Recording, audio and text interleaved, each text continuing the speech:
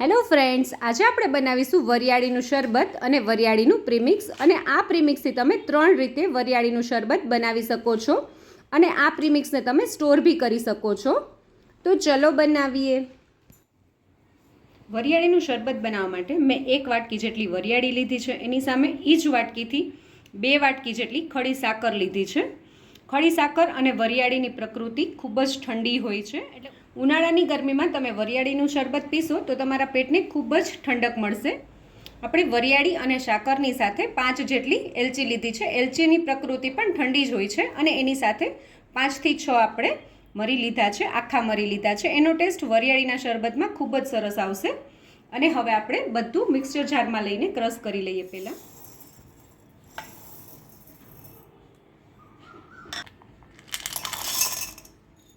હવે આપણે એલચીને ખોલીને નથી નાખવાની, આવી જ રીતે નાખવાની છે. હવે આપણે સરસ રીતે ક્રશ કરી લઈએ.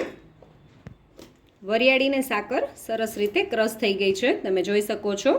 હવે આપણે પહેલાં થોડું આને ચાળી લેશું, કેમ કે થોડી વરિયાળી અને સાકર આખી રહી છે, તો પહેલાં આપણે ચાળી લેશું. આને ચાળતી વખતે જે બી થોડો જાડો ભાગ રહી જાય એ આપણે પાછો ક્રશ કરી લેશું મિક્સર જારમાં.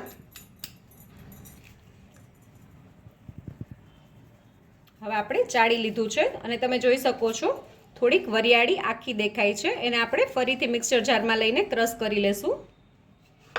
હવે આપણે જે બચેલી વરિયાળી અને સાકર હતી એને બી આપણે ચાળી લેશું.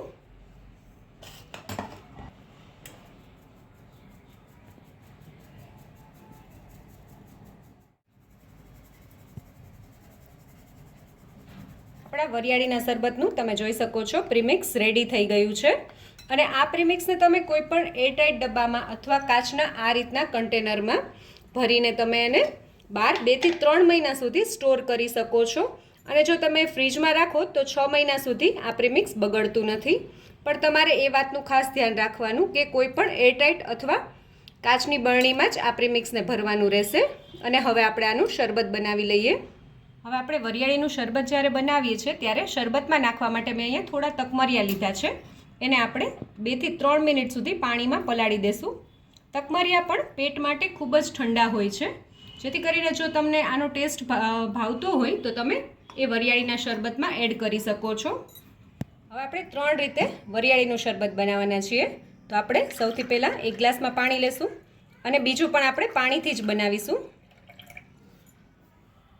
અને એક આપણે દૂધથી શરબત બનાવવાના છીએ.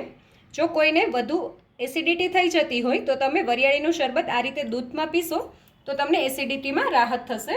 હવે આપણે જે પહેલું પાણીવાળું બનાવવાના છીએ એમાં સૌથી પહેલાં 2 ચમચી જેટલું પ્રીમિક્સ એડ કરશું. હવે એમાં થોડું આપણે શેકેલા જીરાનો પાવડર એડ કરશું. આનો ટેસ્ટ ખૂબ જ સરસ આવે છે. આપણે ચપટી જેટલું સંચળ એડ કરશું. 1 ટીસ્પૂન જેટલો આપણે લીંબુનો રસ એડ કરશું. અને હવે આપણે બધું સરસ રીતે મિક્સ કરી લેશું. આપણું એક પ્રકારનું આ વરિયાળીનું શરબત રેડી થઈ ગયું છે, તમે જોઈ શકો છો. હવે આપણે બીજી રીતે વરિયાળીનું શરબત બનાવી લઈએ.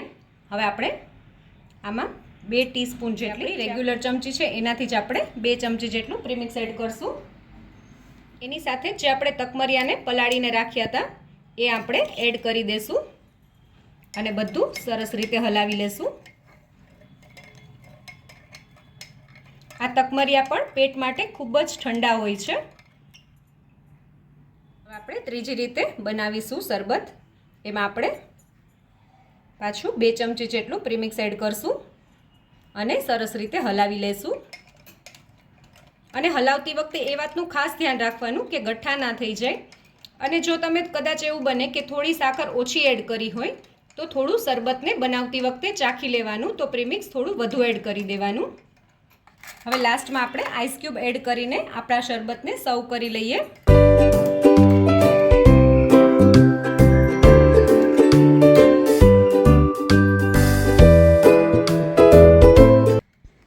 તો તૈયાર છે આપણું વરિયાળીનું શરબત. જો તમને મારો આ વિડીયો ગમ્યો હોય તો મારા વિડીયોને લાઈક કરજો, શેર કરજો અને મારી ચેનલ કુકિંગ વિથ ઉમા પુરોહિતને સબસ્ક્રાઈબ કરજો, જેથી કરીને આવા નવા વિડીયો હું તમારી સાથે શેર કરી શકું.